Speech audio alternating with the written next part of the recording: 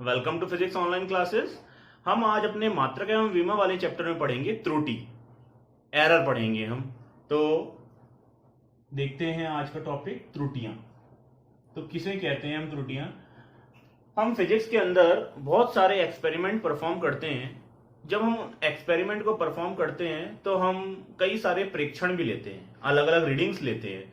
जैसे अगर मैं ओम के नियम की बात करूं तो ओम के नियम में हमें अगर किसी चालक तार का प्रतिरोध अगर हमें ज्ञात करना हो तो हम क्या करते हैं, V और I, विभवांतर और धारा की हम कई सारे प्रेक्षण ले लेते हैं। जैसे मान लो V1, V2, V3, V4, ऐसी I1, I2, I3, I4, ऐसे कई सारे हम प्रेक्षण ले लेते हैं। तो और यहां मैंने मान लो निकाल लिया V1 अपॉन I1 बराबर R1। इसी तरह यहां निकाल लिया R2, यहां से निकाल लूंगा R3, यहां से निकाल लूंगा R4। जब मैं इस तरह से ये अलग अलग मैंने रेजिस्टेंस के अलग अलग मान निकाल लिए, तो अगर मैं इनका माध्य ले लूं, R1, R2, R3, R4 का अगर मैं माध्य ले लूं, तो वो माध्य ही हम क्या कहते हैं, उसे हम वास्तविक मान कहते हैं। वास्तविक मान कहते हैं। तो अगर मैं उस वास्तविक मान R की तुलना R1 से करूं, R की तुलना R2 से करूं, R की तुलना R3 से की जाए, ऐसे ही R की तुलना R4 से की जाए, तो हमें इनमें कुछ अंतर दिखाई देगा। तो ये तो क्या है, वास्तविक मान, और ये सारे क्या है, हमारे प्रेक्षित मान। तो वास्तविक मान और प्रेक्षित मान का अंतर ही त्रुटि कहलाती है।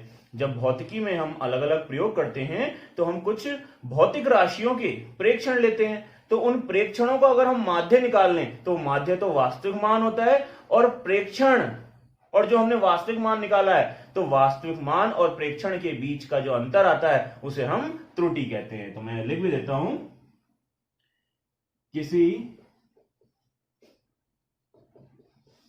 भौतिक राशि के वास्तविक मान तथा प्रेक्षित मानों का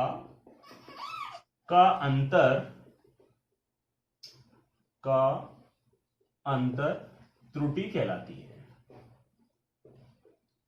त्रुटि कहलाती है।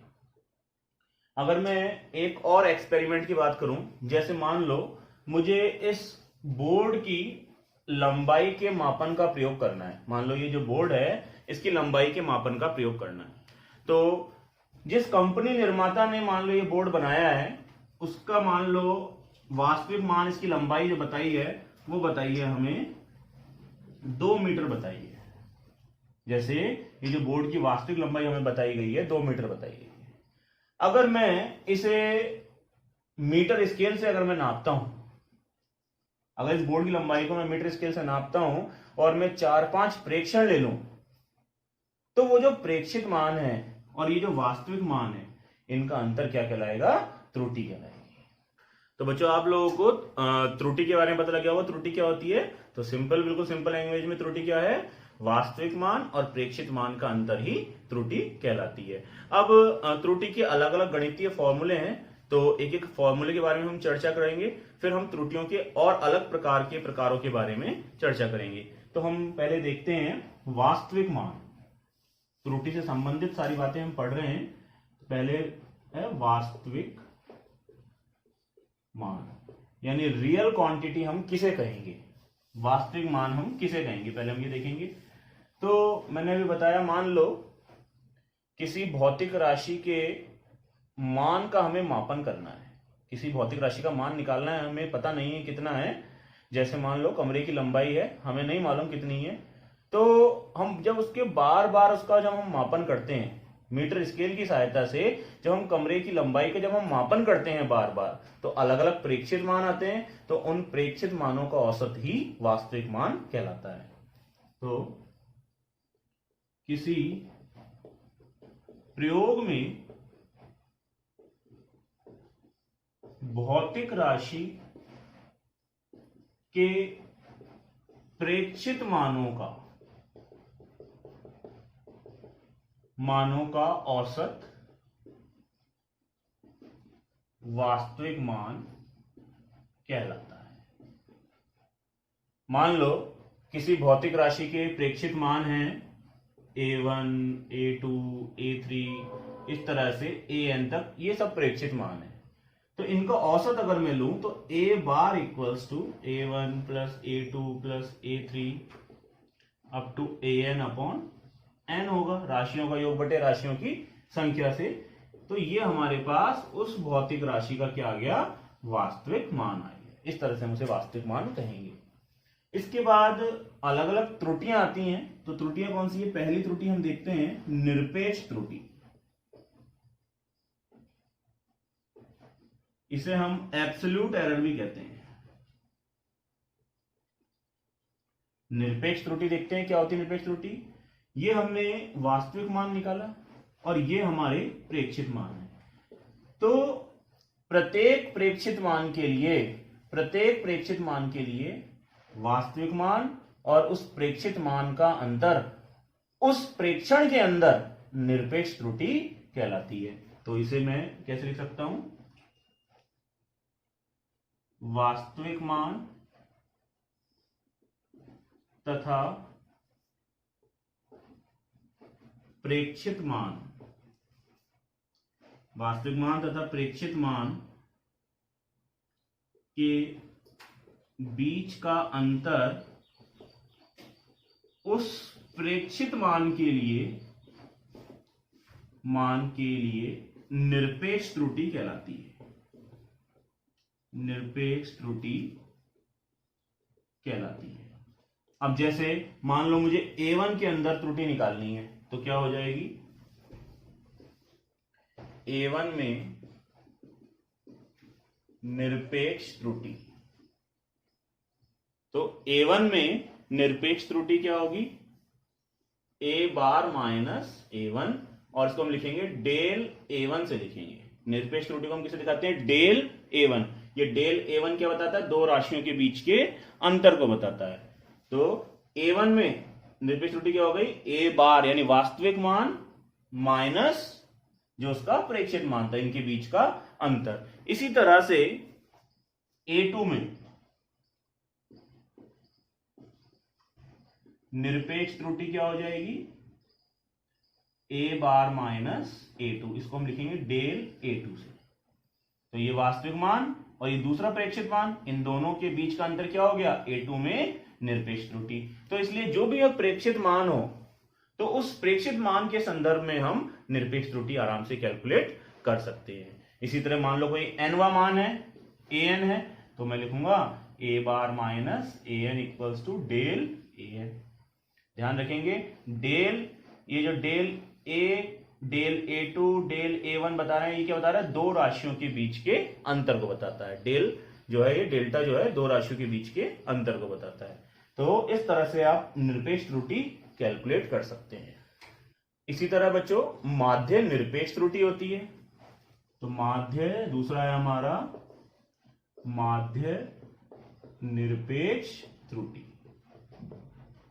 अब ये माध्य निरपेक्ष त्रुटि क्या होती है? हमने जो निरपेक्ष त्रुटियां कैलकुलेट करी थी, प्रत्येक प्रेक्षण में जो हमने निरपेक्ष त्रुटियां कैलकुलेट करी थी, अगर हम उन सबका औसत ले लें तो हमारे पास आ जाती है माध्य निरपेक्ष त्रुटि। तो कैसे लिखते हैं इसे लिखते हैं डेल A बार से लिखते हैं इसे। तो डेल A बार होता है del A1 plus del A2 del A3 plus del AN। तो हमने निरपेक्ष त्रुटियां क्या निकाली थी? अभी निरपेक्ष त्रुटियां निकाली थी हमने del A1 del A2 del A3 del AN निकाली थी, और इनमें हमने n का भाग दे दिया, तो हमारे पास क्या आ गई? माध्य निरपेक्ष त्रुटि। ये है हमारी माध्य निरपेक्ष। एक बात का और ध्यान रखेंगे, ये del A1 del A2 del A3 del AN ये पॉजिटिव आए या नेगेटिव आए हमें इससे मतलब नहीं है, हमें यहां पर इनके मान पॉजिटिव रखने हैं। तो इसलिए मैंने यहां ये मोड लगा दिया है। इस मोड का मतलब क्या होता है? जैसे मोड के अंदर है -5, तो -5 का मोड क्या होता है? 5। अगर +5 है मोड के अंदर तो भी 5 ही होगा। क्या इसका मोड का मतलब क्या होता है? ये मोड क्या कर देता है? किसी भी राशि को पॉजिटिव कर देता है। तो del A1 del A2 del A3 यानी निरपेक्ष त्रुटियों के मान इस सूत्र के अंदर हम पॉजिटिव रखेंगे, नेगेटिव के साथ नहीं रखेंगे। इसी प्रकार तीसरी त्रुटि आती है आपेक्षिक त्रुटि।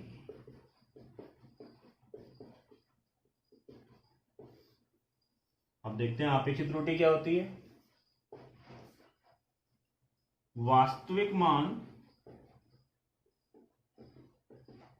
तथा माध्य निरपेक्ष त्रुटि का अनुपात आपेक्षिक त्रुटि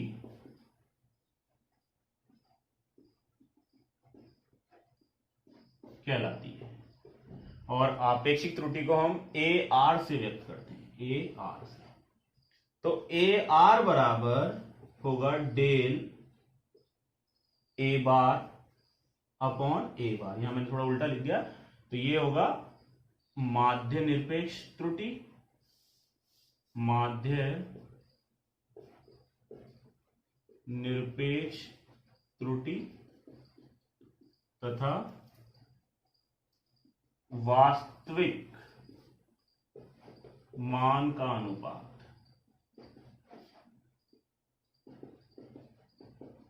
आपेक्षिक त्रुटि कहलाती है। तो AR बराबर कितना हो जाएगा, A बार डेल A बार बटे A बार। इसी तरह से आगे होती है प्रतिशत त्रुटि। तो प्रतिशत त्रुटि क्या होती है, यदि आपेक्षिक त्रुटि को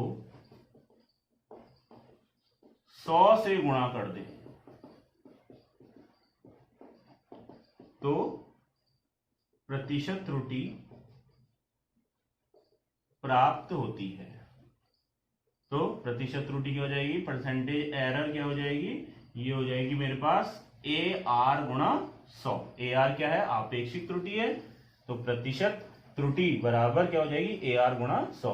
यानी अगर आपेक्षिक त्रुटि को 100 से गुणा कर दिया जाए तो हमें क्या मिल जाती है, प्रतिशत त्रुटि मिल जाती है। तो ये जितने भी फॉर्मूले मैंने बताए इन्हें आप आसानी से देख सकते हैं, और इन पर हम नेक्स्ट वीडियो में कुछ न्यूमेरिकल करेंगे। तो हमें यहाँ पर क्या क्या चीज ध्यान रखनी है, एक हमें यहाँ वास्तविक मान ध्यान रखना है। वास्तविक मान किस तरह से निकालते हैं, जब वास्तविक मान आ जाए तो वास्तविक मान में से प्रत्येक प्रेक्षित मान को घटाकर हम निरपेक्ष त्रुटि निकाल लेंगे, और निरपेक्ष त्रुटियों का अगर हम माध्य ले लेते हैं तो हमारे पास माध्य निरपेक्ष त्रुटि आ जाती है। और यदि हम माध्य निरपेक्ष त्रुटि और वास्तविक मान का अनुपात अगर हम निकालते हैं तो हमारे पास आपेक्षिक त्रुटि आ जाती है। इसी तरह से अगर आपेक्षिक त्रुटि को 100 से गुणा कर दिया जाए तो हमारे पास प्रतिशत त्रुटि प्राप्त हो जाती है। तो ये फॉर्मूला आप ध्यान रखेंगे, और नेक्स्ट वीडियो में हम इससे संबंधित कुछ न्यूमेरिकल्स करेंगे।